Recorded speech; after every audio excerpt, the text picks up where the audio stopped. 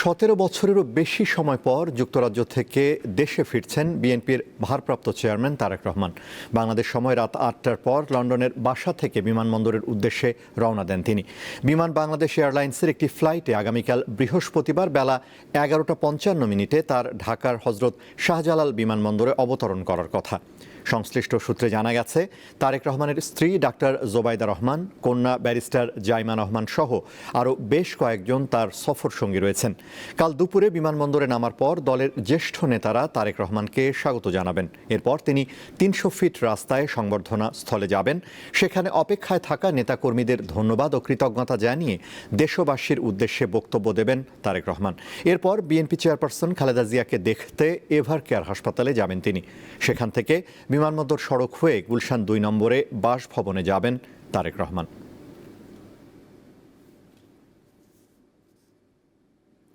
বিএনপির ভারপ্রাপ্ত চেয়ারম্যান তারেক রহমানকে সংবর্ধনা জানাতে সকল প্রস্তুতি সম্পন্ন করেছে বিএনপি।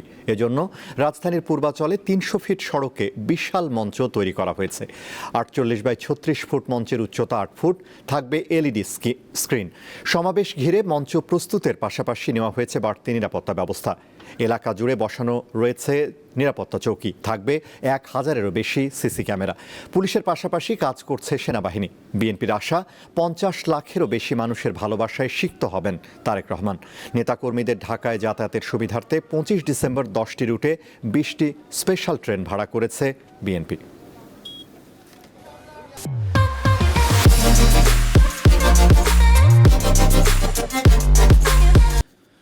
দর্শক, তারেক রহমানের সংবর্ধনা অনুষ্ঠানে অংশ নিতে এরই মধ্যে পূর্বাচল 300 ফিট সড়কে ভিড় করতে শুরু করেছেন বিএনপির নেতাকর্মীরা। সেখানে রয়েছেন সহকর্মী হেদায়েত উল্লাহ সীমান্ত।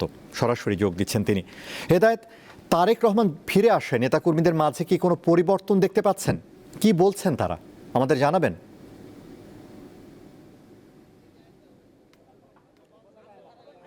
আনোয়ার, আপনি জানেন যে দীর্ঘ 17 বছর পর দেশের মানুষের ভালোবাসা নিয়ে আগামীকাল, অর্থাৎ সবার আগে বাংলাদেশ গড়ার স্বপ্ন নিয়ে আগামীকাল বাংলাদেশের মাটিতে পা রাখবেন বিএনপির ভারপ্রাপ্ত চেয়ারম্যান তারেক রহমান। সেজন্য কিন্তু ইতিমধ্যেই যে 300 ফিটের যে মঞ্চ সেটি প্রস্তুত। পাশাপাশি আমি দেখছি যে একেবারে কুড়িল থেকে মঞ্চ পর্যন্ত ইতিমধ্যেই নেতাকর্মীদের ছেয়ে গেছে পুরো একেবারে এলাকা। আপনি জানেন যে আগামীকাল বেলা 11:45 হজরত শাহজালাল আন্তর্জাতিক বিমানবন্দরে তার অবতরণের কথা রয়েছে।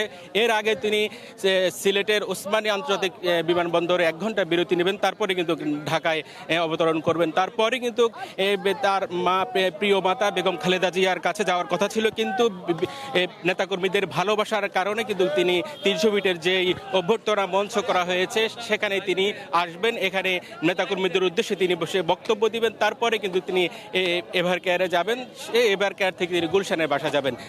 আনোয়ার, আমি যদি আপনাকে দেখানোর চেষ্টা করি, একেবারে 300 ফিটের যে কুড়িল থেকে শুরু করে একেবারে যে মঞ্চ পর্যন্ত ইতিমধ্যেই লোকারণ্য, অর্থাৎ সারা দেশ থেকে যে নেতাকর্মীরা আসা শুরু করেছেন। ইতিমধ্যেই অনেকে বিভিন্ন যানবাহনে করে, ব্যক্তিগত বাস এবং কি বিভিন্নভাবে ট্রেন, লঞ্চে করে আসা শুরু করেছেন। ইতিমধ্যেই মানুষ, আমরা দেখেছি যে এখানে অনেকেই বিভিন্ন খাতা কম্বল নিয়ে অনেকে এখানে অবস্থান করা শুরু করেছেন।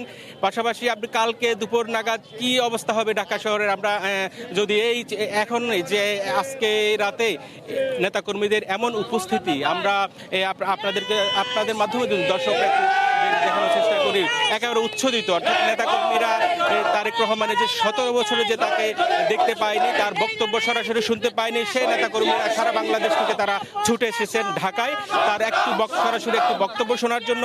যে ভালোবাসা এই নেতাকর্মীদের, অর্থাৎ বিএনপির আজকে গত 17 বছর তারা তাদের প্রিয় নেতাকে দেখতে পায়নি, সেই নিয়ম প্রিয় নেতাদের যে ভালোবাসাকে সামনে রেখে কিন্তু তিনি আসছেন। অর্থাৎ নেতাকর্মীরা তাকে যে অভ্যর্থনা দিবেন, সেই অভ্যর্থনা নেওয়ার জন্য তিনি প্রথমে কিন্তু এই 300 ফিটের সেই সভাস্থলে আসবেন, অর্থাৎ তাকে যে সমাবর্তন দেওয়া হবে, সেই সমাবর্তনের মাধ্যমে কিন্তু নেতাকর্মীদের ভালোবাসায় সিক্ত হবেন তারেক রহমান। আনোয়ার, ছিল আমার কাছে 300 ফিট থেকে বিএনপির ভারপ্রাপ্ত চেয়ারম্যান তারেক রহমানের যে অভ্যর্থনার মঞ্চ, সেখানকার সর্বশেষ। সীমান্ত, আপনাকে ধন্যবাদ। পূর্বাচল 300 ফিট থেকে যুক্ত হয়েছিলেন সহকর্মী হেদায়েত উল্লাহ সীমান্ত।